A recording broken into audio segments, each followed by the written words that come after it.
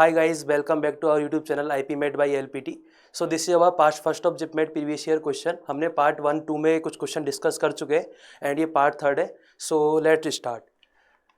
So this is our first question.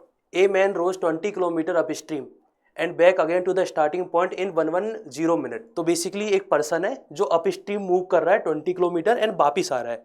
सो सबसे पहली चीज़ यहाँ समझने वाली क्या है कि अगर कोई इंसान अपस्ट्रीम जा रहा है तो आएगा कैसे डाउन स्ट्रीम, क्योंकि अपस्ट्रीम का मतलब क्या है कि वो फ्लो के अपोजिट डायरेक्शन में मूव कर रहा है. लेकिन जब वो रिटर्न में आएगा तो वो कैसे करेगा, फिर वो डाउन स्ट्रीम मतलब विद द फ्लो मूव करेगा. तो पहली चीज़ तो हमारी समझ में आ गई कि अपस्ट्रीम अगर वो जा रहा है तो आएगा डाउन स्ट्रीम. ठीक है.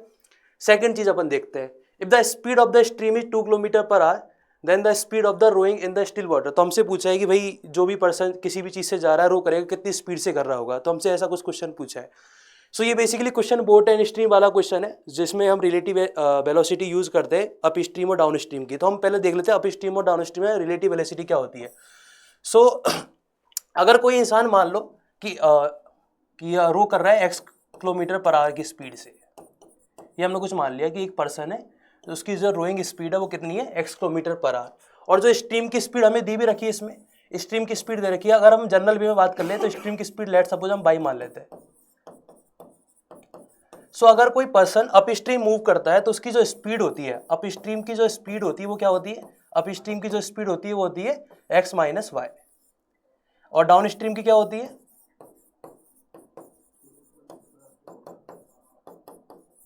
ठीक है, x प्लस वाई. सो ये बेसिक आइडिया है कि भाई स्पीड क्या होती है. अब हम इक्वेशन बना लेते हैं. हमें क्या क्या चीज गिवन है, हमें y की वैल्यू गिवन है क्योंकि हमें स्ट्रीम की स्पीड दे रखी है, स्पीड ऑफ स्ट्रीम दे रखी है. तो हम क्वेश्चन करते हैं. तो बेसिकली 20 किलोमीटर उसने क्या किया, 20 किलोमीटर वो गया है अप स्ट्रीम. तो 20 टाइम कितना लगेगा, 20 डिवाइड बाई स्पीड. स्पीड कितनी है x माइनस वाई, वाई की वैल्यू कितनी है 2. तो क्या हो गया 20 अपॉन x माइनस 2. ये हमारा हो गया अप स्ट्रीम में लगा हुआ टाइम कि अप स्ट्रीम जाने में कितना टाइम लगेगा. फिर डाउन स्ट्रीम का ले लो. डाउन स्ट्रीम में क्या होगा 20 अपॉन x प्लस 2. ये हमारा हो गया डाउन स्ट्रीम का टाइम. ठीक है. अब कितना टाइम दिया हुआ है, ओवरऑल टाइम दिया हुआ 110. अब 110 मिनट है तो 110 मिनट को अगर हम कन्वर्ट करते हैं आर में तो वो कितना होगा, ये हो गया 1 आर प्लस 50 मिनट. तो 1 प्लस 5/6 दैट इज 11/6. तो ये क्या हो गया हमारे पास 11/6 आर. तो बेसिकली हमें इसमें यूनिट का बहुत ध्यान रखना होता है टाइम एंड डिस्टेंस में, भाई यूनिट क्या है, क्योंकि यूनिट अगर हम गलत यूज करेंगे तो हमारा आंसर गलत ही आता है. तो हमें सारा डेटा किलोमीटर और आर में दिया हुआ है तो हमें मिनट को भी आर में कन्वर्ट करना पड़ेगा, और इनकेस अगर हमारे पास मीटर है तो उसको भी हमें किलोमीटर में कन्वर्ट करना होता है. पर इसमें तो कुछ मीटर वाला कोई रोल है नहीं, तो केवल मिनट वाला रोल है, तो हम उसको आर में कन्वर्ट कर लेते हैं. ठीक है. तो ये इक्वेशन बन गई और इससे हमें x की वैल्यू फाइंड करनी है. अब पहला तरीका क्या है, पहला तरीका हमारे पास 4 ऑप्शन दिए हुए हैं, हम ऑप्शंस पुट कर ले जल्दी आंसर आ जाएगा. पहला तरीका सबसे जो आसान तरीका वो यही है. ठीक है. और दूसरा हम सॉल्व कर लेते हैं, सॉल्व भी कर लेते हैं एक बार. तो सॉल्व करेंगे तो क्या होगा 20 LC. देखो सबसे पहले तो अगर हम डायरेक्ट करते तो उससे जल्दी फायदा ये हो जाता, जब हम 20 पुट करेंगे तो क्या हो जाएगा, ये बनेगा 20 प्लस 20 डिवाइड बाई 18 है 20 डिवाइड बाई 24 तो 22. तो इसमें शायद ये वाला ऑप्शन मैच नहीं करता है अगर, लेकिन 22 जैसे ही आप पुट करोगे तो ये ऑप्शन मैच कर जाता है. तो ये 2 स्टेप में हमारे आंसर आ सकते हैं. बट इसमें दिक्कत क्या है, मान लो अगर 4th ऑप्शन हुआ तो ये टाइम टेकिंग प्रोसेस हो जाती है. ठीक है बेटा, ऑप्शन वाला एक बेटर तरीका है अगर इस क्वेश्चन को सॉल्व करना हो. हम सेकंड तरीका प्रॉपर सॉल्व करके कर रहे हैं, तो प्रॉपर हम सॉल्व कर लेते हैं. तो क्या करना है प्रॉपर सॉल्व के लिए, सबसे पहले इसमें 20 कॉमन ले लो और नीचे एलसीएम आ जाएगा x माइनस 2 x प्लस 2. तो अल्टीमेटली क्या बनेगा x plus 2 x minus 2 that is 11/6. ये हमारे पास इक्वेशन आ गई. थोड़ा सिंप्लीफाई कर लेते, सिंप्लीफाई ये तो कट जाएगा 2 से 2, तो ये कितना बन गया, ये बन गया 40x divide by x square minus 4 equals to 11/6. ये हमारे पास यहाँ तक आ गया. सो आपने ये तो लिख ही लिया होगा. एक बार ये सारे कंसेप्ट आप लिखते हुए जरूर चलना, अगर आपको दिमाग में नहीं है तो आप इसको सॉल्व करते समय पेन पेपर का यूज जरूर करें. जब भी आप क्वेश्चन सॉल्व कर रहे हैं पेन पेपर का यूज करें. अगर आपको कंसेप्ट नहीं पता तो हाथ के हाथ कंसेप्ट लिख ले या पॉज करके लिख ले, जिससे कि आपको क्लियरिटी बन जाए चीजों में. ठीक है, हम आगे चलते. So the next part is,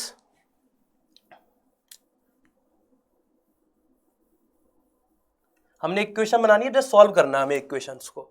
तो सॉल्व कर लेते हैं. तो ये क्या बनेगा, थोड़ा मल्टीप्लाई कर लो तो क्या बनेगा 11x square minus 44 equals to 240x. तो ये कंप्लीट बन गया 11x square minus 240x minus 44 equal to 0. अब इसके बाद ट्रिक है, इसके बाद हम सीधे धराचार मेथड भी लगा सकते हैं या फिर हम स्प्लिटिंग मेथड भी यूज कर सकते हैं। तो स्प्लिटिंग मेथड कैसे यूज करेंगे, तो अगर हम ध्यान से देखें तो ये क्या बनेगा, ये इसको हम ब्रेक करना चाहते हैं, तो ब्रेक करते हैं इसे किस तरह ब्रेक कर सकते हैं, देखो मल्टीप्लाई करने पर 11 इंटू 44 आना चाहिए।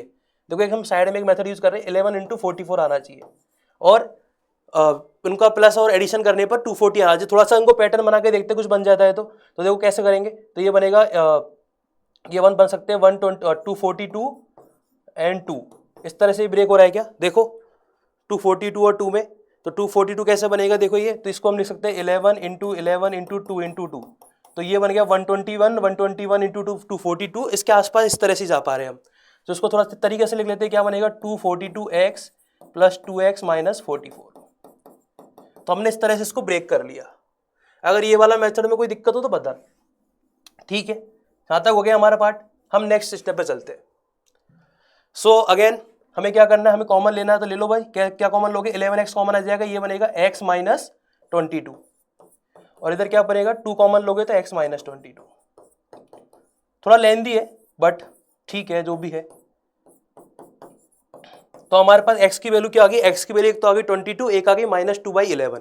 22 कैसे, क्योंकि दो नंबर्स को मल्टीप्लाई करके 0 आ रहा है, और दो नंबर को मल्टीप्लाई करके 0 आता है, इसका मतलब क्या हुआ, या तो ये नंबर 0 होगा, ये नंबर 0 होगा। अगर x माइनस 22 0 तो x की वैल्यू आ गई 22, और दूसरे वाले केस से आ गई -2/11। बट -2/11 तो पॉसिबल नहीं है, क्योंकि x क्या है, स्पीड है, तो हमारा आंसर क्या हो गया, तो रोइंग स्पीड क्या हो गई 22 kilometre per hour. This is our first answer. तो option number B is our first answer. Clear है क्वेश्चंस, कैसा हमें क्वेश्चन डील करना था। थोड़ा सा लेंदी हो जाता है अगर हम कैलकुलेशन प्रॉपर कैलकुलेशन करते हैं, बट अगर ऑप्शन के थ्रू जाते तो शायद थोड़ा सा और जल्दी हो सकता था, बट कंडीशन वही है कि आप फर्स्ट सेकंड ऑप्शंस में आपका आंसर आ जाए। ठीक है, चलो नेक्स्ट क्वेश्चन की तरफ चलते हैं। So next question is a mixture of alcohol and water contain 35% alcohol by wait. तो कोई मिक्सचर है जिसमें एल्कोहल और वाटर दोनों ही है, तो उसमें 35% एल्कोहल है और 65% हमारे पास वाटर है। ठीक है, if 20 gram water is added to the mixture of 100 gram. तो देखो हमारे पास एक मिक्सचर है 100 ग्राम का, ठीक है, उसमें 35% एल्कोहल है, तो एल्कोहल कितना हो गया 35 ग्राम हो गया। क्या हो गया 35 ग्राम, क्योंकि 100 ग्राम का 35% 35 ग्राम होता है। सिंपल है, वो तो हम आसानी से कर सकते हैं। और जो वाटर है, वाटर कितना है हमारे पास 65 ग्राम, ये हमारे पास वाटर हो गया। क्लियर है यहाँ तक। इसके बाद क्या बोला है कि अगर इसमें 25 ग्राम वाटर हमने ऐड कर दिया, 25 ग्राम अगर वाटर ऐड किया तो टोटल वाटर कितना हो गया मेरे पास 9, तो मेरे पास 9 वाटर हो गया 65 प्लस 25 दैट इज 90 ग्राम। और टोटल क्वांटिटी कितनी हो गई, टोटल क्वांटिटी हो गई मेरे पास 125 ग्राम। क्यों, क्योंकि अल्कोहल तो एज इट इज था ही, उसमें तो कुछ चेंजेस है ही नहीं, बट जो हमने वाटर मिलाया तो उसकी वजह से ओवरऑल क्वांटिटी में भी इफेक्ट आ गया। क्लियर है यहाँ तक। तो जो हमारे पास वाटर है वो कितना हो गया 90, और टोटल क्वांटिटी हो गई मेरे पास 125। तो then the percentage of alcohol in the mixture, तो 35 ग्राम मेरे पास एल्कोहल है, उसमें टोटल मिक्सचर है 125, तो कितना परसेंट होगा सॉल्व कर लेते हैं। तो इसको सिंप्लीफाई करेंगे 5 से, तो 5 से करेंगे तो कितना आएगा 7 डिवाइड बाई 25, इससे कट जाएगा 4 टाइम्स, तो दैट इज 28। तो 28% हमारे पास क्या हुआ, 28% हमारे पास हुआ alcohol in the final mixture. Clear है क्वेश्चन, आसान क्वेश्चन है ये भी। चलो this is our second question. Now the third question is a man pays 40 times the annual rent to the purchase a building. तो बेसिकली जो वो annual rent पे करता था उसका 40 टाइम्स में उसने एक इन्वेस्टमेंट की, एक बिल्डिंग खरीद ली। ठीक है, उसके बाद क्या किया है, the rate % per annum he drive from his investment. तो ये क्वेश्चन पूछ रहा है कि भाई इसको कितना इसको फायदा हो गया, बेसिकली कितना उसको इंटरेस्ट मिलेगा, एक तरीके ऐसा कुछ पूछ रहा है। तो देखो क्या क्या क्या चीज दी हुई है। मान लो कि सबसे पहले क्या कर सकते हैं कि जो उसकी एनुअल रेंट है उसको हम कुछ मान लेते हैं। मान लो वो कुछ भी मान सकते हो, x मान सकते हो, 1 मान सकते हो, 100 मान सकते हो, जैसी आपकी इच्छा, एज योर चॉइस, आप कुछ भी अज्यूम कर लो, अजम्पशन की कोई दिक्कत नहीं है। तो देखो अगर हम मान लो कि ये 100 है, तो एनुअल रेंट लेट सपोज हमने मान लिया 100, एनुअल रेंट कितना मान लिया हमने 100 मान लिया। तो मुझे एक बात बताओ, तो उसका इन्वेस्टमेंट कितना होगा 40 टाइम्स, तो 40 टाइम्स मतलब ये हो गया 40 इंटू 100 दैट इज 4000, तो 4000 रुपीज का उसका इन्वेस्टमेंट हो गया। अब 4000 रुपीज के इन्वेस्टमेंट पर उसको हर साल 100 रुपए वैसे पे करने होते, तो वो 100 रुपए बच गए, तो उसको बेसिकली कितना % बच गया, उसके बच गए 100 रुपए बचे, किस पर, कितने इंटरेस्ट पर, 4000 पर। तो कितना % हो गया ये हो गया हमारे पास 2.5%। तो उसको 2.5% की सेविंग होगी एक तरीके से। तो answer is option number A. Clear है क्वेश्चन। नेक्स्ट क्वेश्चन की तरफ चलते हैं। A certain sum is lent at a certain rate of compound interest. It grows to the 1.44 times the value in 2 years. तो बेसिकली एक समय जो उसने कंपाउंड इंटरेस्ट पे लिया है और क्वेश्चन ये बोल रहा है कि वो 1.4 टाइम्स हो गया 2 साल में। तो अगर वो 1 रुपये था तो वो बेसिकली 1.44 हो गया 2 ईयर्स में। क्लियर है यहाँ तक? उसके बाद क्या बोला है, if the same sum is lent at a simple interest at the same rate. तो क्वेश्चन बोल रहा है अगर ही हम सेम अमाउंट को सिंपल इंटरेस्ट पर ले और सिंपल इंटरेस्ट का सेम रेट पर भी ले, तो हमसे ये पूछ रहा है कि कितने साल में जो अमाउंट है वो डबल हो जाएगा। सेकंड वाले केस में हमसे अमाउंट का डेटा पूछा और ईयर का पूछा है कि कितने टाइम में जो अमाउंट है वो डबल हो जाएगा। तो कैसे करना है, सबसे पहले हमें कंपाउंड इंटरेस्ट के बारे में आइडिया होना चाहिए। कंपाउंड इंटरेस्ट का फॉर्मूला क्या होता है अमाउंट का? कंपाउंड इंटरेस्ट अमाउंट का फॉर्मूला होता है amount equal to principal 1 plus rate upon 100 की पावर टाइम, जो भी अपन टी एन लिख लो टी लिख लो एज योर चॉइस। ठीक है, तो कंपाउंड इंटरेस्ट में ये फॉर्मूला किसका? अमाउंट का। और सिंपल इंटरेस्ट का फॉर्मूला क्या होता है? सिंपल इंटरेस्ट का फॉर्मूला होता है हमारे पास principal into rate into time upon 100। यही होता है, ये हमारा फॉर्मूला किसका? सिंपल इंटरेस्ट का। ध्यान रखने वाली चीज क्या है कि ये जो फॉर्मूला इसमें अमाउंट आता है इसमें इंटरेस्ट आता है, दोनों अलग अलग चीज है। कभी कभी गलती कर देते हैं हम इन चीजों में। ठीक है, चलो आगे चलते। अब क्वेश्चन बना लेते हैं। क्वेश्चन क्या बोल रही है, तो पहले वाले केस में बोला है कि 2 साल में कंपाउंड इंटरेस्ट पर 1.44 टाइम्स हो गया। तो अगर इनिशियली अमाउंट पी था तो 2 साल बाद कितना हो गया? 1.44 पी। तो अमाउंट मेरा 1.44 पी हो गया। ठीक है, इनिशियल हमारे पास पी था, आर हम यही मान लेते हो, टाइम हमें दिया हुआ है 2। इसको सिंप्लीफाई करेंगे, 1.44 किसका स्क्वायर होता है? 1.2 का। तो बेसिकली ये मेरे पास कितना आ गया? 1 प्लस आर अपॉन 100 आ गया 1.2। तो यहाँ से सॉल्व करने पर आर कितना आ जाएगा? 20%। तो बेसिकली मुझे इससे क्या मिल गया? मुझे इससे रेट मिल गई। अगर रेट मिल गई तो सब कुछ पता है क्या मुझे? चलो रेट मिल गई, अब मुझे क्या करना है? हमें सिंपल इंटरेस्ट में देखना है भाई कि ये अमाउंट कब डबल हो जाएगा। अब मुझे एक बात बताओ, अमाउंट मेरा पी है, हमें अमाउंट बनाना 2p, तो बेसिकली इंटरेस्ट कितना जनरेट करना पड़ेगा? इंटरेस्ट हमें p जनरेट करना पड़ेगा। तो हमें फॉर्मूला किसके लिए लगाना है? सिंपल इंटरेस्ट में p हमारा इंटरेस्ट बन जाए उसके लिए। अमाउंट p को हमें इंटरेस्ट के लिए बनाना है, तो बनाओ अमाउंट p को इंटरेस्ट बनाओ। तो कैसे करोगे? ये वाला पार्ट क्लियर है, हम थर्ड पार्ट यहां कर रहे हैं। देखो ये स्टेप है, ये सबसे पहले फॉर्मूला हो गया, फिर हमने कंपाउंड इंटरेस्ट वाला कांसेप्ट क्लियर कर लिया। अब हम क्लियर करने वाले सिंपल इंटरेस्ट वाला। सिंपल इंटरेस्ट वाला डेटा कर लो। चलो, तो हमारे क्या है? पी हमारे पास इंटरेस्ट होना चाहिए, पी हमारे पास प्रिंसिपल है, आर हमको दिया, आर हमको हमने निकाल ही लिया। कितना आर हमारे पास? आर हमारे पास है 20। आर कितना है? 20। और टाइम इंटरवल हमें निकालना ही है, तो सॉल्व कर लेते हैं इसे। तो सॉल्व करेंगे तो कितना आएगा? 20 से कटेगा 5 टाइम, तो टी की वैल्यू आ गई 5 ईयर्स। तो बेसिकली 5 ईयर्स में ये अमाउंट है वो कितना हो जाएगा? डबल हो जाएगा सिंपल इंटरेस्ट पर। तो ऑप्शन नंबर क्या हो गया? सी। क्लियर है क्वेश्चन? कैसे हमें डील करना है क्वेश्चन को? क्लियर है थॉट? चलो नेक्स्ट क्वेश्चन की तरफ मूव करते हैं। In a rhombus the length of 2 diagonals are 40 and 30 metre. तो एक रोम्बस है, रोम्बस कैसा होता है? रोम्बस बना लेते हैं हम। ये एक रोम्बस है। रोम्बस की प्रॉपर्टी क्या होती है कि भाई इसकी जो डायगोनल्स होती है वो 90 डिग्री पर कट करती है, बाइसेक्टर भी होती है, सब पता है हमें, बेसिक आइडिया। ओके, रोम्बस में चारों साइड इक्वल भी होती है। चलो, इट्स पेरीमीटर विल बी, हमसे पेरीमीटर पूछा है। देखो रोम्बस की सारी साइड ए हो गई, तो पेरीमीटर क्या हो गया? 4a। ठीक है, पेरीमीटर क्या हो गया? 4a। तो बेसिकली हमारा टारगेट है साइड निकालना, कि साइड कैसे निकाली जाए। तो देखो रोम्बस में एक रिलेशन होता है, रिलेशन क्या है? 4a square equal to diagonal 1 का स्क्वायर प्लस डायगोनल 2 का स्क्वायर। ये हमारे पास एक रिलेशन होता है किसमें? रोम्बस में। इसी तरह का रिलेशन पैरेललोग्राम में भी होता है, पर पैरेललोग्राम में साइड सेम नहीं होती है, तो उसमें क्या होगा? उसमें दो आमने सामने वाली साइड सेम होती है, मतलब अपोजिट वाली साइड सेम होती है। तो उसमें फॉर्मूला क्या बनेगा? 2 of a square plus b square equals to d1 square plus d2 square. ये किसके लिए? ये फॉर्मूला है हमारे पास पैरेललोग्राम के लिए, और ये है रोम्बस के लिए।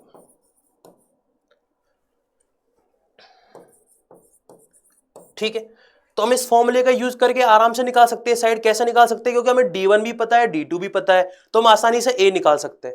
ठीक है, चलो हम इस फॉर्मूले का यूज कर लेते हैं। तो ये यूज कर लो आराम से। ये मैं हटा देता हूं क्योंकि ये हमारा अभी यूजफुल नहीं है, ये आपको पता होने के लिए ये हमने सारी चीज लिखी है। ठीक है, चलो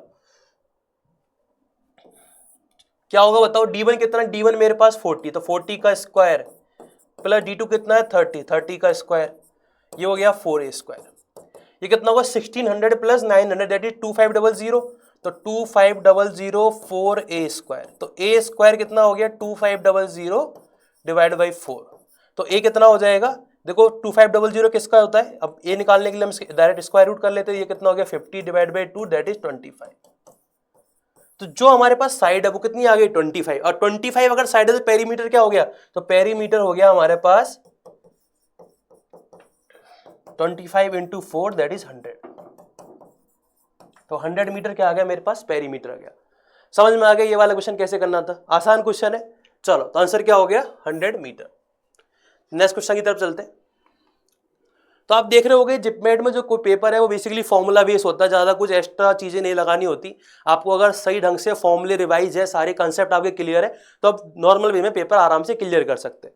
ठीक है, the next question he the length of canvas 1.1 metre wide required to the build a conical tent. तो हमें कॉनिकल टेंट बनाना है जिसकी हाइट हमें दे रखी है 14 मीटर एंड जो फ्लोर का एरिया वो दे रखा है हमें 346.5 मीटर स्क्वायर। तो ऐसा कुछ कॉनिकल टेंट होता है। ठीक है, हम एक जनरल बना लेते हैं। तो इसका हमें एरिया दिया हुआ है नीचे नीचे वाले का, कितना दिया हुआ है 346.5 मीटर स्क्वायर। तो हमें पता है ये एरिया किसके इक्वल होता है, ये एरिया तो क्या हमें पता है पाई आर स्क्वायर होता है, क्योंकि ये तो एक सर्कल ही एक तरीके का।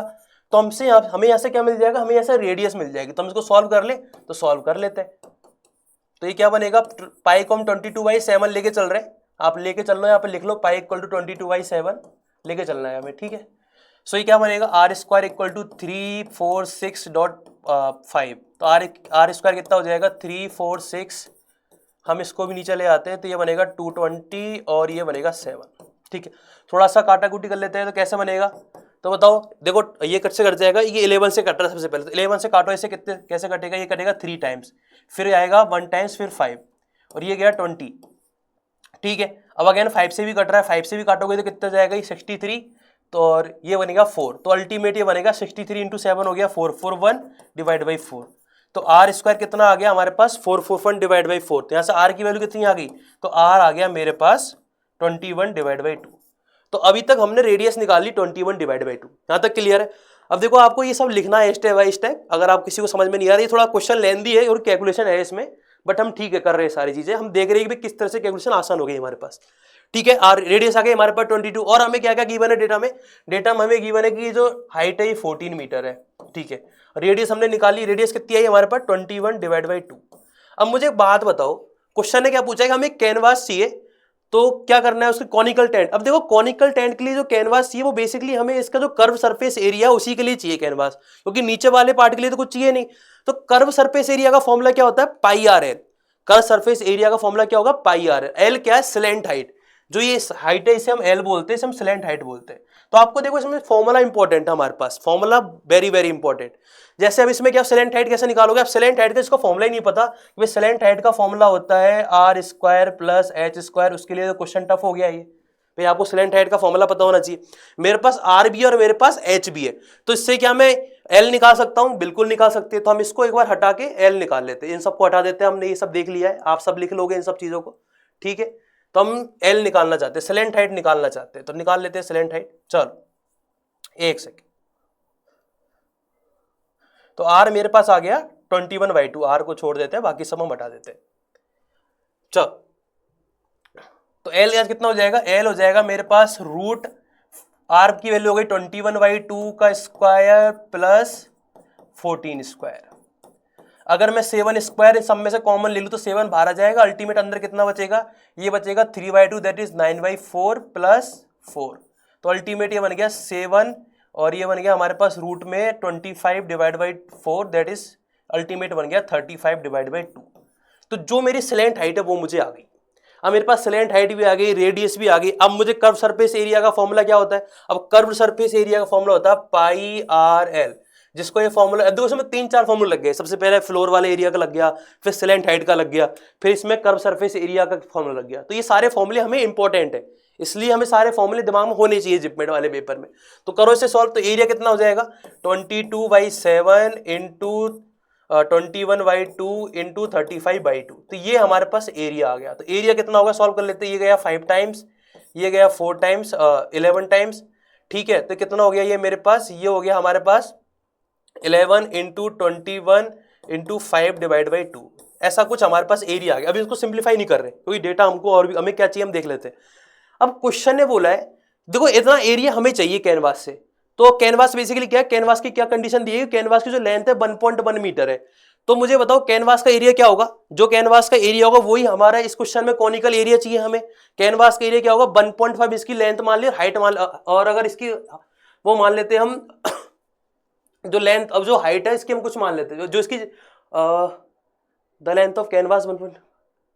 तो अगर इसकी लेंथ हम ये मान लेते हैं कुछ x और 1.1 मीटर उसकी वाइड, मतलब उसकी चौड़ाई मान ली एक तरीके से, तो एरिया क्या हो गया कैनवास का 1.1 इंटू उसकी जो भी x y z जो अपन कुछ भी वेरिएबल मानेंगे वो मान लेते हैं, तो मान लेते हैं 1.1x, तो टोटल एरिया इसके इक्वल हम 1.1x कर दे क्या, तो यहाँ से हमारे पास लेंथ आ जाएगी क्या, इसकी लेंथ को हमने x अज्यूम किया कैनवास की, तो सिंप्लीफाई करेंगे तो क्या बनेगा, तो 10 यहाँ पे आ जाएगा, 11 से 11 कट जाएगा, तो x की वैल्यू क्या हो जाएगी 21 इंटू 25, दैट विल बी 525। तो देखो ये थोड़ा सा लेंदी क्वेश्चन है क्योंकि इसमें काफी सारे फॉर्मूले यूज हो रहे हैं, अगर फॉर्मूले यूज होंगे तो क्वेश्चन थोड़े लेंदी बन ही जाते हैं। अब इसमें 3 फॉर्मूले यूज हो गए, उसके बाद कैलकुलेशन करनी है, तो ये क्वेश्चन थोड़ा सा टफर साइज में हम थोड़ा सा डिफिकल्ट मोड पर मान सकते हैं। रीजन केवल क्या है, रीजन केवल इसमें है कैलकुलेशन, इसके अलावा इसमें कंसेप्ट कुछ भी नहीं है, डायरेक्ट फॉर्मूला यूज करना है। ठीक है, चलो तो हमारा आंसर क्या हो गया उसमें, ऑप्शन नंबर बी 525। तो इसमें आपको 3 फॉर्मूले थे, तीनों फॉर्मूले आपको याद होने चाहिए। सबसे पहले फ्लोर एरिया का फॉर्मूला याद होना चाहिए, उसके बाद स्लैंट हाइट का याद होना चाहिए, उसके बाद आपको कर्व सरफेस एरिया का फॉर्मूला याद होना चाहिए कॉनिकल में। ठीक है, कॉन में आपको कर्व सरफेस एरिया का फॉर्मूला पता होना चाहिए। क्लियर है यहां तक? चलो नेक्स्ट क्वेश्चन की तरफ चलते हैं। नेक्स्ट क्वेश्चन क्या है, in a flat race A beat B by 15 metre and C by 29 metre. तो ए ने बी को 15 मीटर से बीट किया है और ए ने सी को 29 मीटर से बीट किया है। ठीक है, When B and C run over the same course together, B win by 15 metre. तो क्वेश्चन ने बोला अगर B और C में अगर हम रेस लगाए तो B जीत गया C से 15 मीटर से। तो इसका आइडिया है, ये वाले क्वेश्चन को करते कैसे, एक बार इसका थॉट प्रोसेस समझ लेते हैं। देखो क्वेश्चन क्या बोल रहा है, A beat B by 15 metre. इसका मतलब क्या है, जब A ने फाइनल पोजीशन पे पहुंचा होगा तो B उससे 15 मीटर पहले होगा। ये कहने का मतलब है, हम इसको थोड़ा डायग्राम से और समझ लेते हैं कि मान लो A और B इनिशियल पॉइंट पर यहां पर थे, ये इनका इनिशियल पॉइंट है, फाइनल पॉइंट पे क्या हुआ होगा, ए ने बी को बीट किया फाइनल पॉइंट पर 15 मीटर से, ये कुछ सिनारियो बन रहा होगा, ये हमारा रेस कोर्ट है। तो बेसिकली क्या हुआ, अगर हम इसके पॉइंट पे बात करें, टाइम की बात करें जहां पर ए जीता है, मतलब ए ने क्रॉस की है सारी की सारी रेस, तो उस पर्टिकुलर टाइम पर हुआ क्या, उस पर्टिकुलर टाइम पर बी यहां पे आया और ए पहुंच गया अपने एंड पॉइंट पर। तो क्या इस हम बोल सकते हैं इस पूरी प्रोसेस में हम टाइम कांस्टेंट मान लें, इस पॉइंट के टाइम को अगर हम देखें इस पॉइंट के टाइम पर क्या क्या हुआ है, तो अगर इस पॉइंट के हम टाइम फिक्स कर दे तो हमें एक कंसेप्ट और पता है, अगर टाइम फिक्स है तो स्पीड और डिस्टेंस दोनों एक दूसरे के प्रोपोर्शनल होती है। मतलब अगर हमें स्पीड का रेशियो निकालना है तो हम डिस्टेंस के रेशियो निकाल लो, सेम ही चीज होने वाली है। तो उसी आइडिया को हम इसमें यूज करते, कैसे करते, मान लो कि ए की स्पीड ए है, बी की स्पीड बी है, तो कुछ और ये टोटल अपन मान लेते हैं x मीटर का हमारे पास रेस कोर्ट है। ठीक है, तो हुआ क्या होगा, ए ने देखो स्पीड ऑफ ए को हम सिंपल ए से डिनोट कर रहे हैं और स्पीड ऑफ बी को हम बी से डिनोट कर रहे हैं, तो ए और बी की स्पीड का रेशियो क्या हुआ होगा, जितनी इन्होंने डिस्टेंस कवर करी है वही, तो ए ने डिस्टेंस कवर करी है x और बी ने कितनी करी है x माइनस 15। क्लियर है ये वाला कंसेप्ट? अब सिमिलर अप्रोच हम ए और सी में लगा सकते हैं, तो ए और सी में क्या हो जाएगा, when A cover x metre distance, C covered x minus 29 metre distance. दोनों रिलेशन समझ में आ रहे हैं कि भाई इन दोनों के रिलेशन समझ में आ गए हमारे पास। और लास्ट क्या है इसमें, एक क्या लिखा हुआ है, व्हेन बी एंड सी, अगर हम बी और सी को इस तरह इसी सेम रेस कोर्ट पर अगर हम इनके बीच में रेस कराएं तो फिर क्या हुआ होगा, तो जब बी ने एक्स डिस्टेंस कवर की होगी तो सी ने कितनी की होगी, एक्स माइनस 15। तो हमारे पास 3 डिफरेंट रिलेशन आ गए।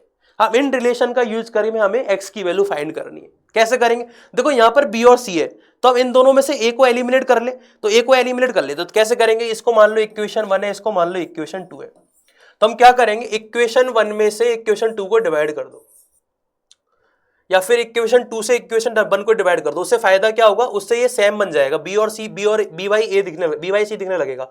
तो इक्वेशन 2 में से इक्वेशन 1 को डिवाइड करना है, तो करो डिवाइड करने पे क्या बनेगा, तो डिवाइड करोगे तो क्या बनेगा, हमारे पास लेफ्ट हैंड साइड में तो रह गया बी बाई सी, और उसके बाद क्या बनेगा, एक्स से एक्स कट जाएगा और ये बनेगा हमारे पास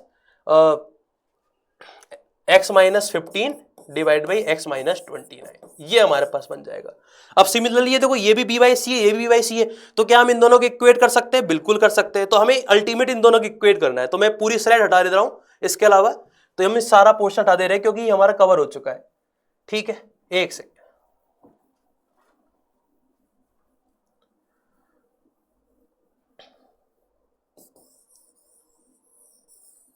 ठीक। तो बताओ सॉल्व करना है हमें आगे, बस अब तो सिंप्लीफाई करना है इसे, तो कर लेते हैं सिंप्लीफाई। क्या बनेगा x minus 15 divide by x minus 29, किसके इक्वल आ गया ये इक्वल आ गया हमारे पास x अपॉन x माइनस 15 के।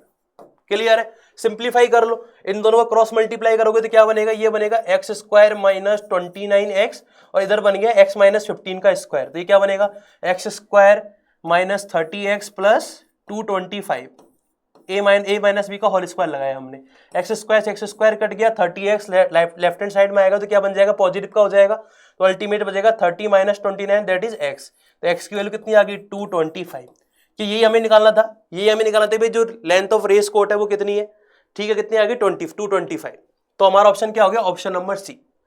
तो बेसिकली आज हमने कुछ क्वेश्चन डिस्कस करें, 7 क्वेश्चन के आसपास हमने डिस्कस करें, जिससे आपको पता लग जाए कि जिपमेट में हम हर बार कह रहे हैं जिपमेट का पेपर आसान आता है, बस करना क्या है आपको फॉर्मूले अच्छे से रिवाइज करने हैं, सारे कंसेप्ट आपके बेसिक कंसेप्ट दिमाग में होने चाहिए, ठीक है, तो आप आसानी से जिपमेट वाला पेपर कंप्लीट कर सकते हो।